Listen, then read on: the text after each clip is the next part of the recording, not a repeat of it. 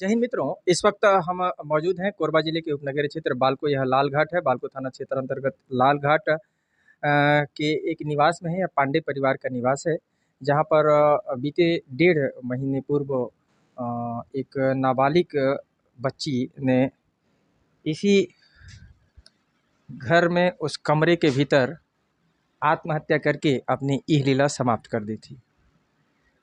परिजनों का कहना था कि किसी लड़के के प्रेम जाल में फंसकर वह अपनी इहलीला समाप्त कर दी। उसे काफ़ी दुख था। किस बात का दुख था? इतना बड़ा कदम, आत्मघाती कदम यदि कोई उठाता है तो निस्संदेह उसके दिल में बहुत बड़ा बोझ और बहुत बड़ी व्यथा, चिंता और दुख होता है, जिसे वह बयान नहीं कर सकता। जिस दुख को कोई हर नहीं सकता, उसे ऐसा लगता है, यह सोचकर वह आत्महत्या करने पर विवश हो जाता है।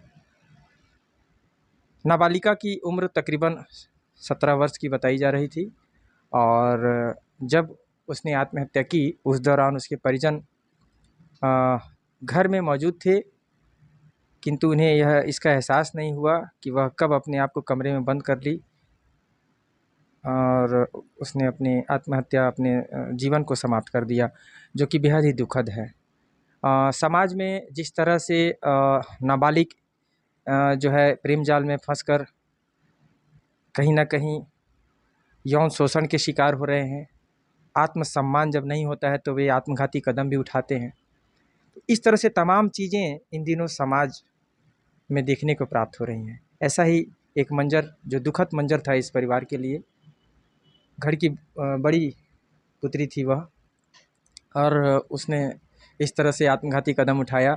उसने अपने पैरों पर वह खड़ी भी हो गई थी। घर में कुछ जीविकोपार्जन भी कर घर में एक अपना आर्थिक सहयोग प्रदान भी करने लगी थी। ऐसे में उस बिटिया का इस तरह से आत्मघाती कदम उठा लेना घर के लिए बेहद ही दुखद था, और आज भी वह परिवार उन्हें याद करके बेतहाशा रोता है। किंतु इस तरह से समाज में क्यों हो रहा है? क्या नाम है आपका? और आप यह बताइए कि एक बहन आप हैं, जो आपकी दीदी ने आत्महत्या किया था, तो आपको कुछ उन्होंने बताया था?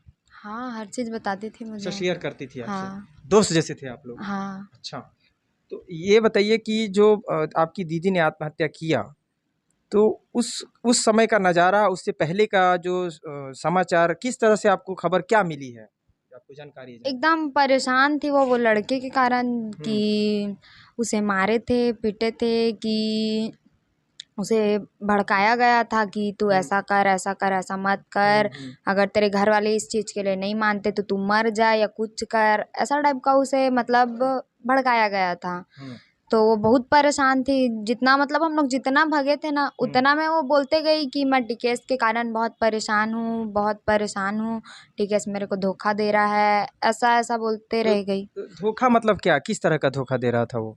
कि वो किसी और लड़की के साथ था रिलेशन में। अच्छा। और मेरी बहन को बताया नहीं था। जब मेरी बहन को पता चला तो मेरी बहन मना भी की, तो वो माना, फिर उसके बाद भी उसके साथ घूमते रहा।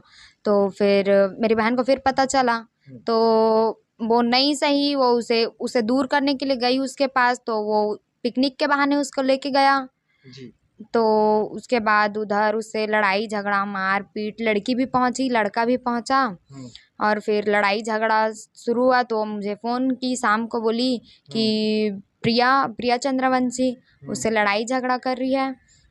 तो मैं घर में। कौन है प्रिया चंद्रवंशी? प्रिया चंद्रवंशी लड़का जिसके साथ एक और लड़की थी, जिसके साथ वो रिलेशन में था, तो मेरी बहन को नहीं पता था। ये वही लड़की है? हाँ, ये वही। जिसका प्रिया चंद्रवंशी नाम है? हाँ।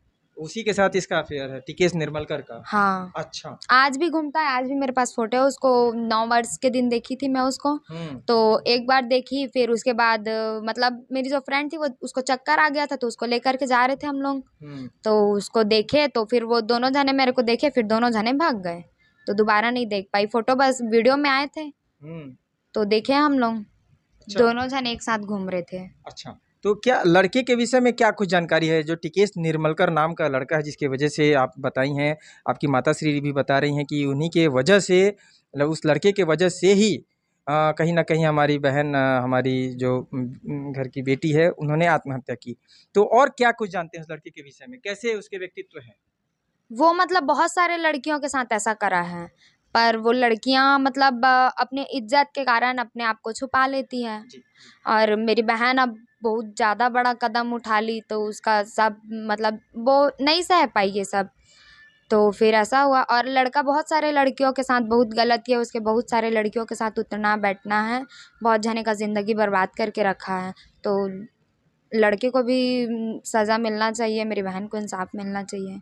शासन प्रशासन से आप माँ हैं, शासन प्रशासन से आप सब परिवार के लोग हैं, तो क्या आप लोग चाहते हैं अभी वर्तमान में? सो बताइए। हम लोग चाहते हैं उनको सजा होना चाहिए। जो भी दोषी है, हाँ जांच की जाए। हाँ और ये जिस लड़के के संपर्क में थी, हाँ तो हो सकता है कि पोस्टमार्टम से उनके डीएनए जांच भी किया जाए, ताकि कोई शारीरिक यदि शोषण किया गया हो, दैहिक शोषण हो, तो भी सामने आ जाए। हाँ चाहिए हम लोग को। जांच तो चाहिए। हाँ चाहिए। और धन्यवाद आपका। देखिए, कहीं ना कहीं जो है कुछ लड़कियां यदि मिसयूज होती हैं कुछ लड़कों के थ्रू, कुछ लड़कियां, जैसे कि घर के सदस्यों ने बताया कि कुछ लड़कियां अपने इज्जत, अपने मान सम्मान, प्रतिष्ठा, लाज की वजह से चुप हो जाती हैं, चुप रहती हैं, नहीं बता पाती अपने पेरेंट्स को, वे कहीं नहीं बता पाती, वे उस कष्ट को झेलती हैं। कुछ बच्चियां ऐसे आत्मघाती कदम उठा पाती हैं जो अपने दुख को सहन नहीं कर पाती।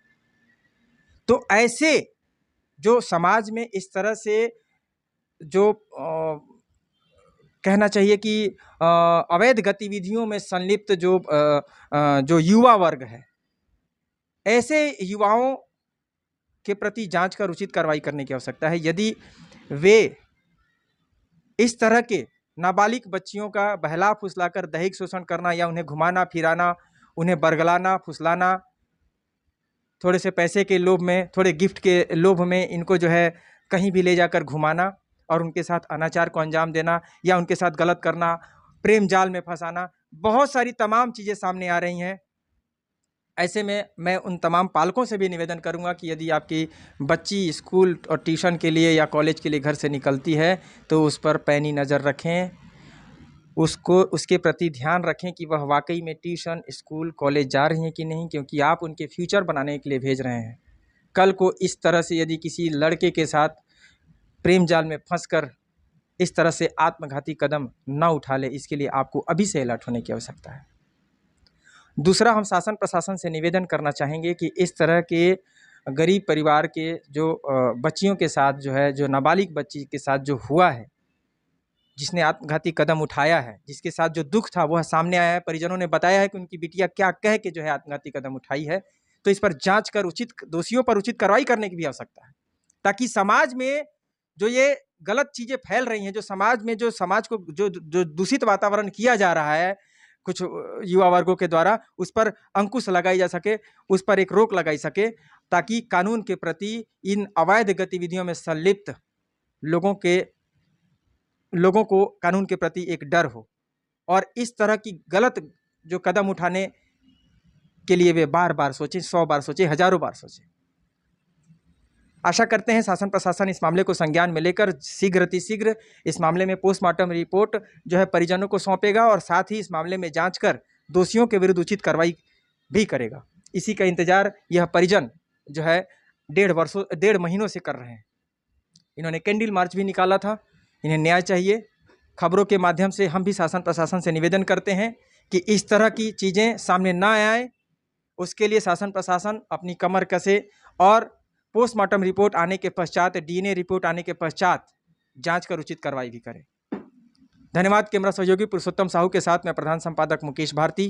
कि यदि आपकी बच्ची स्कूल और ट्यूशन के लिए या कॉलेज के लिए घर से निकलती है, तो उस पर पैनी नज़र रखें, उसके प्रति ध्यान रखें कि वह वाकई में ट्यूशन, स्कूल, कॉलेज जा रही हैं कि नहीं, क्योंकि आप उनके फ्यूचर बनाने के लिए भेज रहे हैं।